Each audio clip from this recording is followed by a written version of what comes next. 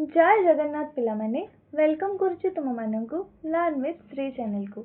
आज आम अष्टम श्रेणी विज्ञान बहिर द्वितीय अध्याय अणुजीव जगतर प्रश्न उत्तर करवा। आउ जो मैंने पाठटीर एक्सप्लेनेशन वीडियो देखी ना चैनल को विजिट करी प्लेलिस्ट रे वीडियो अच्छे देखिपर ना मु डिस्क्रिप्शन रे लिंक देदेवि ताको क्लिक करके तुम मैंने फर्स्ट एक्सप्लेनेशन वीडियो देखीदेव तापर आसिक क्वेश्चन आंसर कर तुमको सहज लगे। तो चलो आज क्लास आरंभ करवा।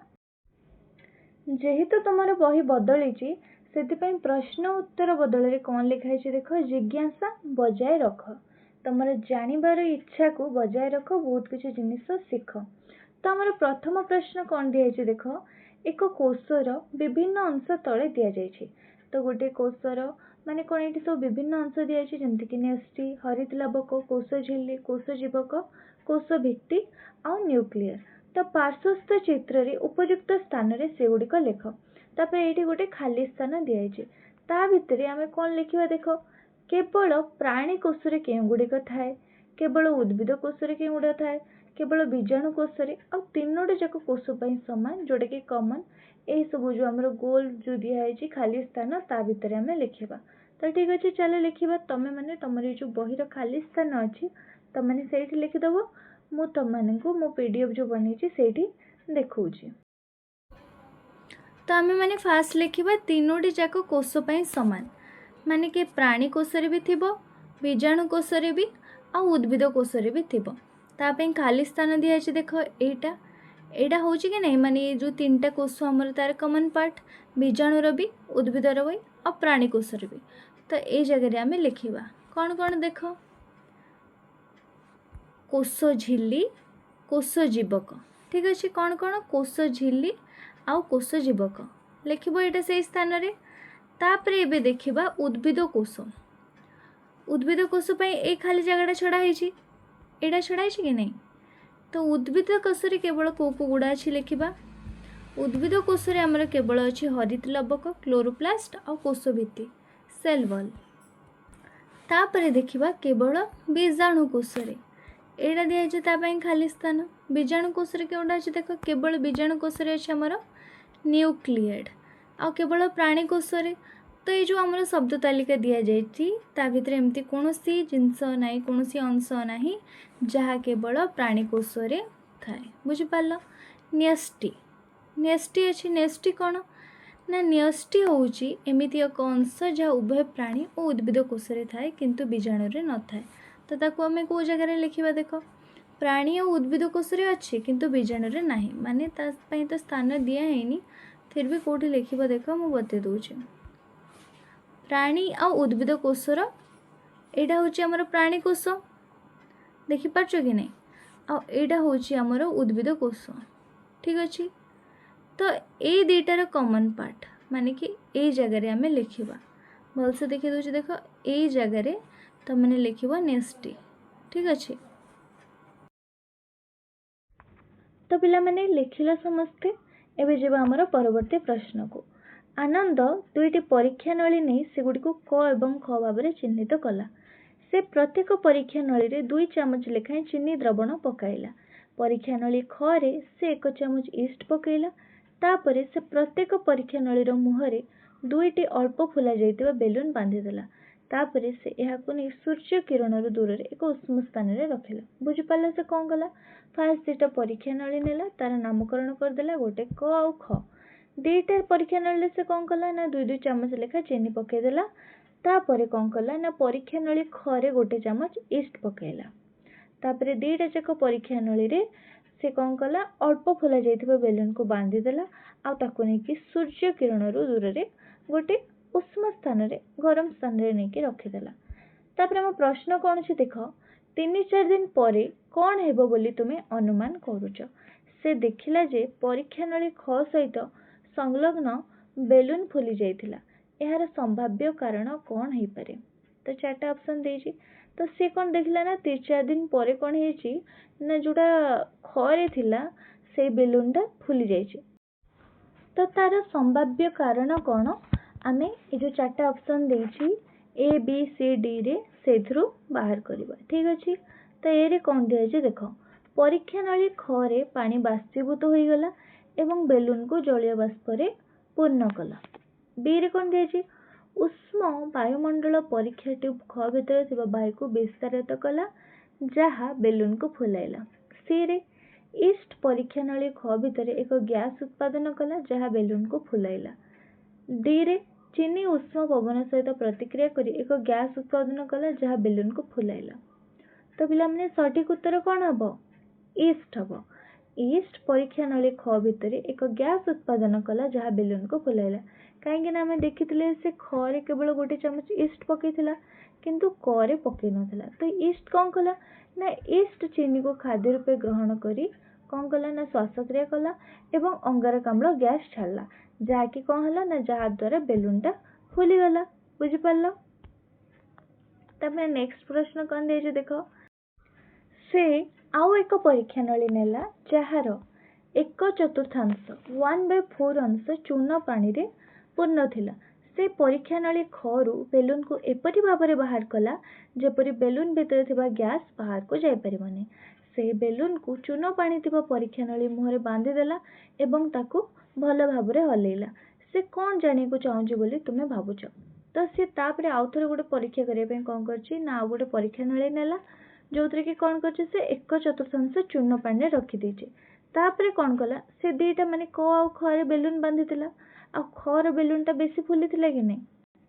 तो सी कौन कला ना से खर बेलूनटा आणिकी जो आउ गोटे परीक्षा नली नेला से एमती भाव में बांधीदेला जमती कि माने जो खर जो बेलून था तार जमी गैस न बाहरी जीव सेमती आणिकी बांधीदेला।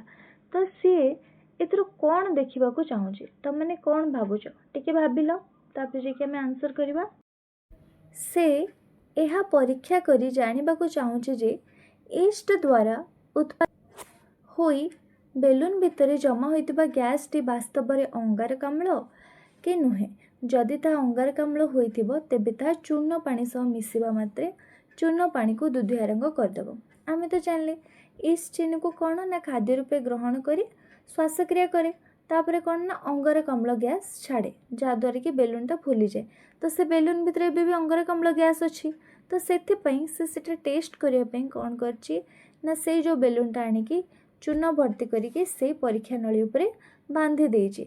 आउ से कौन परीक्षा करिया चाहूँगी कि जो ईस्ट द्वारा उत्पादित हुई बेलून भितर जमा होइतिबा गैस टी वास्तव में अंगारकाम्ल कि नुहे। जदि ता अंगारकाम्ल हेइथिबो तेबे ता चूर्ण पानी सह मिसिबा मात्रे चूर्ण पानी को कौन ना दुधिया रंग करदेव।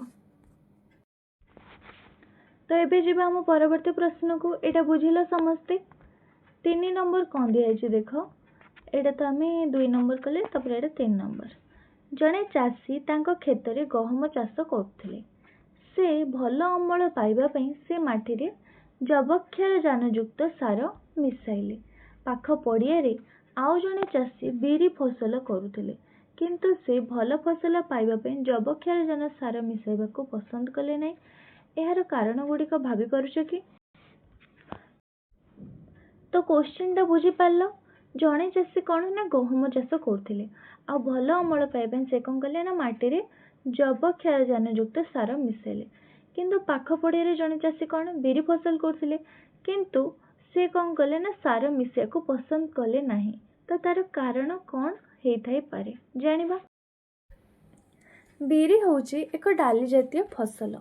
एही डाली जातीय फसलर चेरर गंठी नोडुल रे माने कि को बैक्टीरिया थाए को बीजाणु थाए राइजोबियम नामक एक उपकारी बीजाणु वास करते पढ़ी कि ना एमाने एही बीजाणु माने वायुमंडल सीधा सड़क जबक्षार जान संग्रह करी माटी रे मिसाई थांती एवं ताहाको उद्भिदर व्यवहार उपयोगी कराई थांती। यह द्वारा कौन हुए ना माटी रे प्राकृतिक उपाय जबक्षार जान वृद्धि पाए।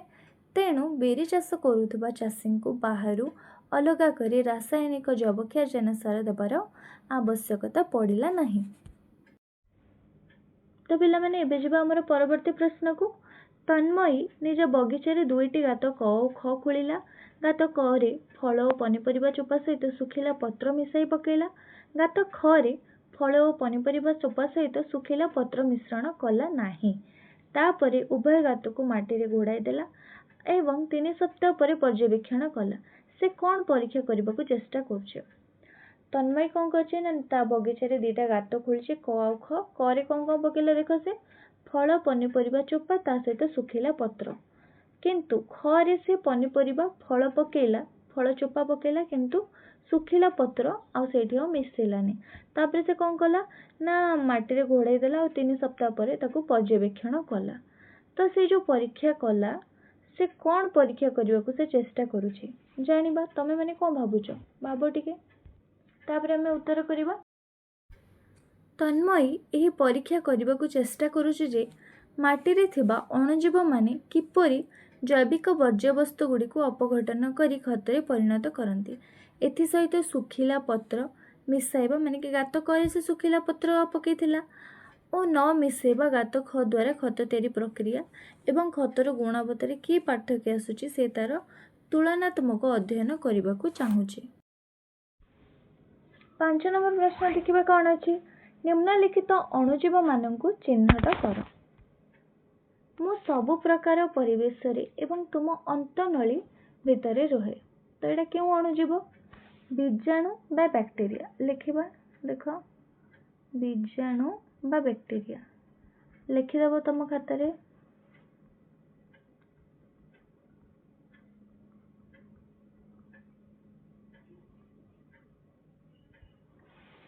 तापर कौन दिए देख मु रुटी एवं पिठा को फुलाई दिए और नरम करे देखिए ईस्ट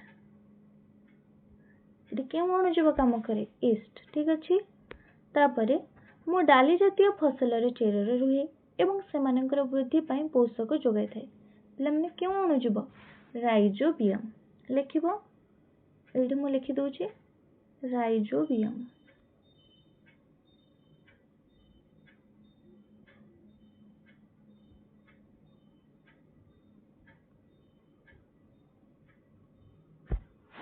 बुझेला एबे जीवा हमर परवर्ती प्रश्न को अणुजीव माननकु सेमानकर वृद्धि पाई सर्वोत्तम तापमात्रा वायु एवं आर्द्रता आवश्यक बोली जानिबा पई एक परीक्षा प्रस्तुत कर।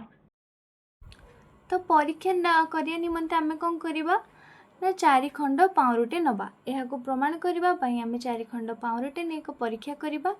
तो सेटअप 1 फास्ट आमे कोन करिबा ताकू गुटे सर्वोत्तम परिवेश रखिबा माने कि पाउरुटी खंड रे सामान्य पानी छिंची ताकू कौन करबा ना खोला रे साधारण तापमात्रा रे माने हमर जति कि नॉर्मल टेम्परेचर अछि सेतरे उष्ण स्थान रे रखिबा। सेटअप 2 कौन करबा बिना आर्द्रता रे सुखिला करिके रखिदबा आ सेई नॉर्मल टेम्परेचर रे ही रखिबा।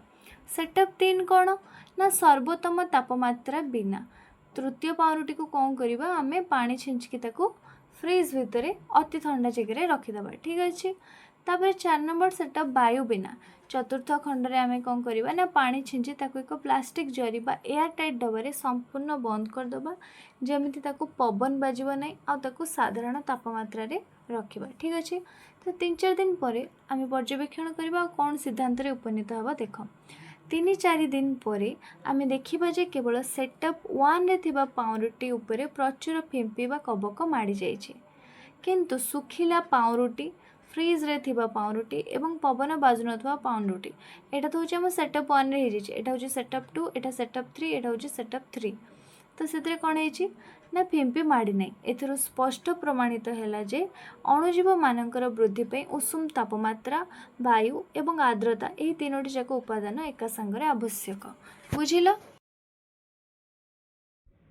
एबे देखिबा हमर 7 नंबर प्रश्न कोन अछि 2 खंड पाउरुटी नियो सेतिरु खंडे हाथ धुआ जगह पाखरे एक प्लेट रे रख अन्य खंड को फ्रीज रे रख 3 दिन पर तुलना कर तुमर पर्यवेक्षण को लेख तुमर पर्यवेक्षण व्याख्या कर। तो देखिबा आंसर 3 दिन पर मु लक्ष्य कली जे हाथ धुआ जगह पाखरे प्लेट रे रखा जायतिबा पाउरुटी खंडक नष्ट हो जायछि एवं तापरे कला किंबा सागुआ रंगर तुला भली फिंपी माड़ी जायछि जोटा कि होछि कबक किंतु अन्य पटे फ्रीज भितर रखा जायतिबा पाउरुटी खंडक रे कोनोसी परिवर्तन होई नै एवं ताहा सतेज रहिछि कारण कोन जानिबा हाथ धुआ जगह पाखरे पानी अंश थिबारु सेठारे आर्द्रता थाए एवं ताहा साधारण उष्ण तापमात्रा रे थाए। एही दुईटी कारण अणुजीव मानकर वृद्धि पई सबुठारु उपयोगी उपयोगी परिवेश सृष्टि करे। तेणु सेठारे फिम्पी शीघ्र बढ़ीगला, किंतु फ्रिज भितर अत्यधिक ठंडा तापमात्रा थिबारु ताहा अणुजीव मानक वृद्धि को संपूर्ण रोकीदेला। फल पाउरुटीटी खराब हैला नाही। एबे देखिबा हमर 8 नंबर प्रश्न कौन अछि। दीपक लक्ष्य कला जे जेतेबेले दही गोटे दिन पई सेहीपरि भाबरे रखी दिया जाए ताहा अधिक खट्टा हो जाए। एही पर्यवेक्षणर दुईटी संभाव्य व्याख्या कौन हेई पारे। तो यार दुईटा कारण हेई पारे। दही को साधारण तापमात्रा रे बाहरी गोटे दिन छाड़ीदेले सेथिरे थिबा लैक्टोबैसिलस बीजाणु माने उष्ण परिवेश पाई अधिक मात्रा और द्रुत गति निजर वंश वृद्धि करते। एटा हेले गोटे कारण। आउ गोटे कारण कौन हो पारे, बहुल संख्यक बीजाणु दही थिबा अवशिष्ट लैक्टोज को लगातार किण्वन करी, किण्वन अर्थात कौन ना फर्मेंटेशन करी अधिकरू अधिक लैक्टिक अम्ल सृष्टि करथांती, जहा फल दहीटी अत्यधिक खट्टा हो जाए। बुझिपार। 9 नंबर प्रश्न कौन अच्छे देखिबा। चित्र 2.15 रे दिया जायथिबा चित्र को देख एवं निम्नलिखित प्रश्न गुड़िकर उत्तर दियो। तो चित्रटा चलो भलसे देखिबा। एटा होची हमर फ्लैक्स गोटे, एटा होची क, एटा होची गोटे टेस्ट ट्यूब ख। ठीक अछि। तो एटी गोटे परीक्षण करा जाउची। तो माने साइंस लैब को गले ए सब जिंस सब जो एक्सपेरिमेंट करा जाय सेडा सब देखिया को पाइबो। तो हमर फ्लैक्स करे कोन अछि देखो, चीनी रो उष्ण द्रवण से कौन ईस्ट मिसाई आउ ख टेस्ट ट्यूब रे कौन अच्छी चून पानी अच्छी। तो देख पिला माने आम बेलून रो एक्सपेरिमेंट रे भी देखी जिते बेले चीनी सहित ईस्ट मिसी जाउची सेते सेटा कौन निर्गत करुची अंगारकाम्ल। अंगारकाम्ल निर्गत होउची जेते बेले सेटा चून पानी रे मिसी जिवो हेले दुधिया रंग हे जिवो कि नै। तो एठी हमर प्रश्न कौन दिया है देखिबा। फ्लैक्स करिथिबा चीनी द्रवण रे कौन देखुच। 4 घंटा पर तुम्हें परीक्षा नली खरे कौन देखिबो, यह कहीं घटिला बोली तुम्हें भावुच। फ्लैक्स करे जदि ईस्ट मिश्रण करा न जाए तेबे कौन हेबो। तो चलो मु प्रश्न सहित उत्तर लिखि देछि, देखिबा यार उत्तर कौन हेबो। को ऊपर परीक्षणटा करा होछि त माने बुझि पारलो। एबे यार उत्तर करिबा। ठीक अछि। हमर फर्स्ट प्रश्न कौन थिला ना फ्लैक्स करे थिबा चीनी द्रवण रे कौन देखुच। तो आम कौन देखी ना फ्लैक्स करे थिबा उषम चीनी द्रवण रु फोटोका बाहर देखा जाउची, कारण सेथिरे थिबा ईस्ट श्वासक्रिया करी अंगारकाम्ल गैस छाड़ुची। तापरे सेकेंड बिट कौन अच्छे देख, 4 घंटा पर तुम्हें परीक्षा नली खरे कौन देखिबो, यह कहीं घटिला बोली तुम्हें भावुच। तो यह कहीं घटिला रिजन तो बतई। 4 घंटा पर परीक्षा नली खरे थिबा स्वच्छ चून पानी दुधिया रंग धारण करिवो। यह घटिबार कारण हेउची फ्लैक्स करू ईस्ट द्वारा उत्पन्न अंगारकाम्ल गैस नली दे आसी चून पानी रे मिसिबो। अंगारकाम्ल गैस संस्पर्श रे आसिले चून पानी दुधिया हो जाए। 3 नंबर बिट कौन अच्छे देख, फ्लैक्स करे जदि ईस्ट मिश्रण करा न जाए तेबे कौन हेबो। जदि ईस्ट मिसा न जाए तेबे चीनी द्रवण रे किण्वन प्रक्रिया आरंभ हेबो नहीं एवं कौनसी अंगारकाम्ल गैस निर्गत हेबो नहीं। फल परीक्षा नली खरे थिबा चून पानीर रंगर कौनसी परिवर्तन देखा जिवो नहीं एवं ताहा स्वच्छ रहिबो। बुझि पारला। तो पिला माने जो हमर प्रश्न जो थिला तार तो हम सब उत्तर कर देले, कंप्लीट हो गला। तापर कौन दिया है देखो, ये तुम को प्रश्न तैयारी करिया पे दिया है।